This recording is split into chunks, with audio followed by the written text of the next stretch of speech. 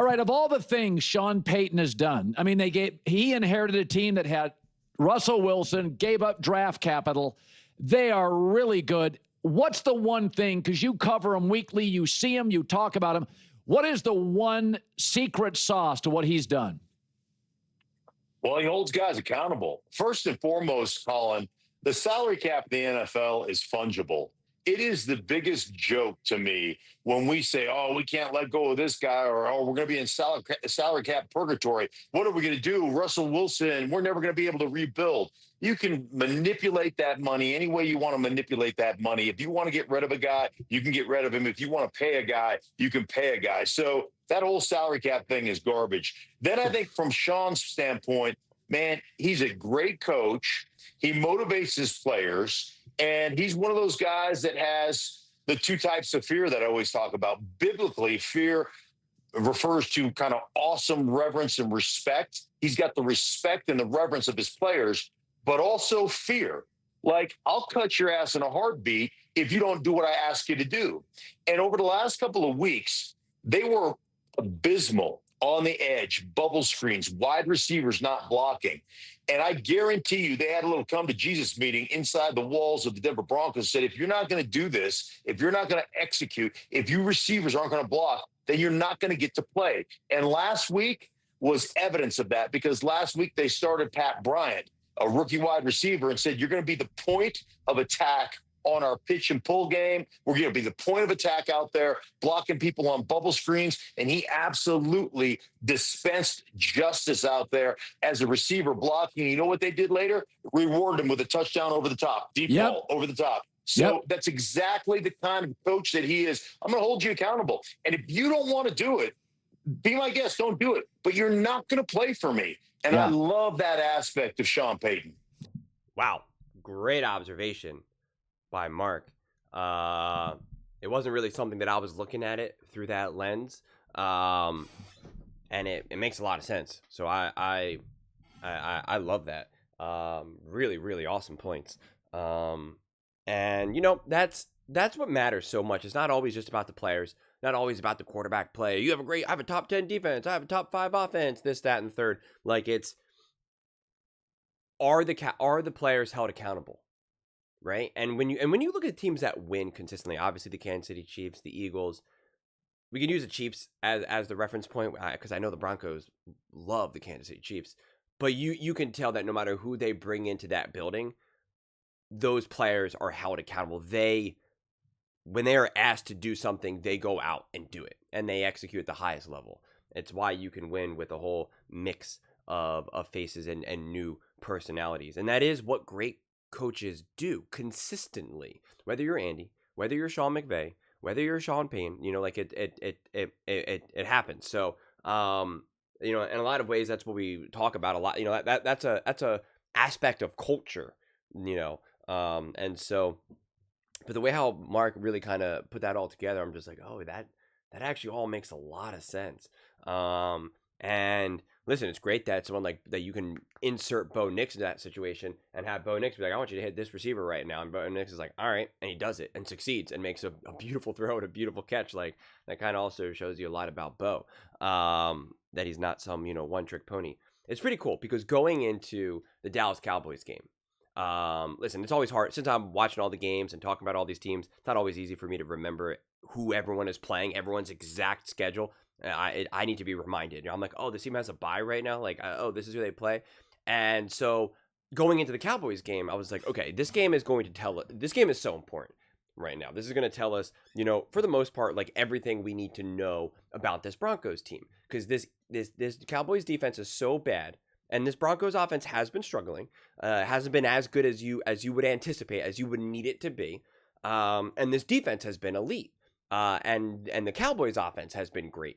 Your defense is either going to show that it can slow down a great offense and a quarterback that's been playing great with great receivers, CD, Pickens, etc., or your offense is going to show, when you give us a bad defense, we're going to be able to get to work. And both things came true. Both things panned out exactly how you'd want it to unfold. And now you're going up against a Texans team. And now it's like reverse. This offense has been a complete mess. Complete mess. It's tough watches, honestly. If you watch this game, if you watch a lot of Texans games, like when you're watching offensively, really your only feeling should be like you feel bad for CJ Stroud, honestly. But defensively, they've been awesome. And this is now such a crucial and important game now for the Broncos to continue to show, who are you? Who are you? Because this defense now should continue to give CJ Stroud and that offense fits. It should continue to just disrupt them and be like, hey, CJ, you're not having a big game against us. Like, that's cool. You get to have a big game against some bad teams, or you have an outlier. Not against us, man. Not against us. Your O-line's a mess. You don't know how to protect your quarterback. You don't know how to, do certain things to get the run game going. Blah, blah, blah. You're not going to figure it out against us. No, you're not. And then it's going to show, what can this offense do? I'm not expecting the Broncos offense to be able to light up the Texans, but like, can you play really smart, high-level situational football? Now, unless you're getting a million turnovers, which is definitely possible from a Texans perspective, where you're getting like a ton of 3-and-outs and you're getting the ball on great field position. But even if all that happens, it's like, are you just being smart?